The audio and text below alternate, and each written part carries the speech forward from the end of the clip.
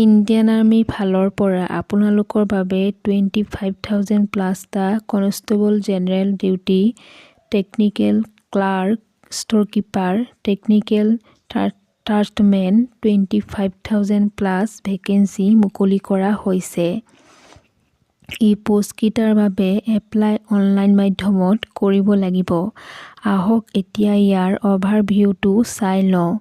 Name of অৰ্গেনাইজেশ্যনৰ কথা কোৱা হৈছে join Indian army. Last date কোৱা হৈছে 1/4/2026। টোটেল ভেকেঞ্চি কথা কোৱা হৈছে ইয়াতে 25,000 plus post. Name of the পোষ্টৰ কথা কোৱা হৈছে ইয়াতে constable GD, clerk, SKT, TDN। Mode of এপ্লিকেশ্যনৰ কথা কোৱা হৈছে ইয়াতে অনলাইন মাধ্যমত এপ্লাই কৰিব পাৰিব। কেটেগৰীৰ কথা কোৱা হৈছে ইয়াতে central government job. Job location কোৱা হৈছে অল অভাৰ ইণ্ডিয়া। ভেকেঞ্চি ডিটেইলছত দিয়া হৈছে নেম অফ দ্য পোষ্টত কোৱা হৈছে Agniveer general duty, Agniveer technician, Agniveer clerk, Agniveer store keeper technician, Agniveer tradesmen. Eligibility ক্ৰাইটেৰিয়াৰ কথা কোৱা হৈছে ইয়াতে Agniveer GD, technical assistant tradesmen. Age limit হ'ব লাগিব আপোনালোকৰ সকলো কেণ্ডিডেট মিনিমাম 17.5 বছৰ আৰু মেক্সিমাম 22 বছৰ বয়সৰ হ'ব লাগিব। ছেপইড ফাৰ্মাৰ কেণ্ডিডেটৰ বাবে মিনিমাম 19 বছৰ আৰু মেক্সিমাম 25 বছৰ বয়সৰ হ'ব লাগিব।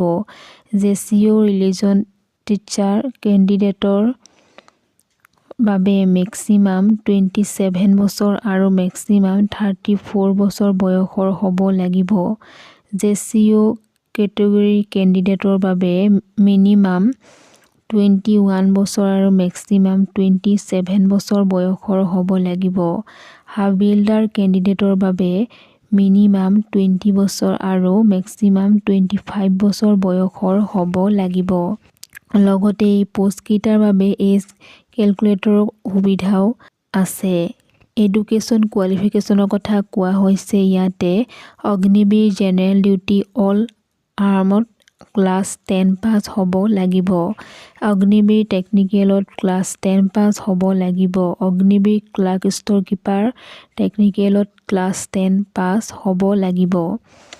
অগ্নিবীৰ ট্ৰেডছমেনত চিম্পল ক্লাছ 10 পাছ হ'ব লাগিব। অগ্নিবীৰ ট্ৰেডছমেনত চিম্পল ক্লাছ 8 পাছ হ'ব লাগিব। এপ্লিকেশ্যন ফিজৰ কথা কোৱা হৈছে ইয়াতে জেনেৰেল অৰ্ডাৰ কেণ্ডিডেটৰ বাবে 250 টকা ৰুপিজ অনলাইন পে' কৰিব লাগিব।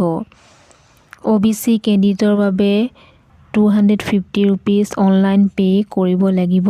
EWS কেণ্ডিডেটৰ বাবে 250 ৰুপিজ অনলাইন পে' কৰিব লাগিব। ST কেণ্ডিডেটৰ বাবে 250 ৰুপিজ অনলাইন পে' কৰিব লাগিব। SC কেণ্ডিডেটৰ বাবে 250 ৰুপিজ অনলাইন পে' কৰিব লাগিব। পে'মেণ্ট মোডৰ কথা কোৱা হৈছে ইয়াতে অনলাইন মাধ্যমত debit card, credit card, net বেংকিঙৰ UPI দ্বাৰা পে' কৰিব লাগিব। চিলেকশ্যন প্ৰচেছৰ কথা কোৱা হৈছে ইয়াতে প্ৰথমে আপোনালোকে ৰাইটিং এক্সাম দিব লাগিব। এই এক্সামত পাছ হ'লে আপোনালোকৰ physical efficiency test and physical মেনেজাৰমেণ্টৰ টেষ্ট লোৱা হ'ব। এই এক্সামিনেশ্যনত পাছ হ'লে আপোনালোকৰ থাৰ্ড টেষ্ট লোৱা হ'ব। এই টেষ্টত পাছ হ'লে আপোনালোকৰ ডকুমেণ্ট ভেৰিফিকেশ্যন কৰা হ'ব। তাৰ পিছত আপোনালোকৰ মেডিকেল এক্সামিনেশ্যন লোৱা হ'ব। তাৰ পিছত ফিজিকেল এফিচিয়েঞ্চি টেষ্ট লোৱা হ'ব। গ্ৰুপ 1ত ৰানিং 1.6 কিলোমিটাৰ 5 মিনিট 30 ছেকেণ্ডত সম্পূৰ্ণ কৰিব লাগিব। পুল আপ 10 টাইম কৰিব লাগিব। গ্ৰুপ 2ত ৰানিং 1.6 কিলোমিটাৰ ইন 5 মিনিট 45 ছেকেণ্ডত সম্পূৰ্ণ কৰিব লাগিব। পুল আপ 6 - 9 টাইম কৰিব লাগিব। ইম্পৰ্টেণ্ট ডেটৰ কথা কোৱা হৈছে ইয়াতে অনলাইন এপ্লাই ষ্টাৰ্ট হৈছে 13/2/2026 অনলাইন এপ্লাই ক্লোজিং ডেটৰ কথা কোৱা হৈছে ইয়াতে 1/4/2026 এপ্লাই অনলাইন মাধ্যমত কৰিব লাগিব এক্সাম ডেট কোৱা হৈছে ইয়াতে 1/5/2026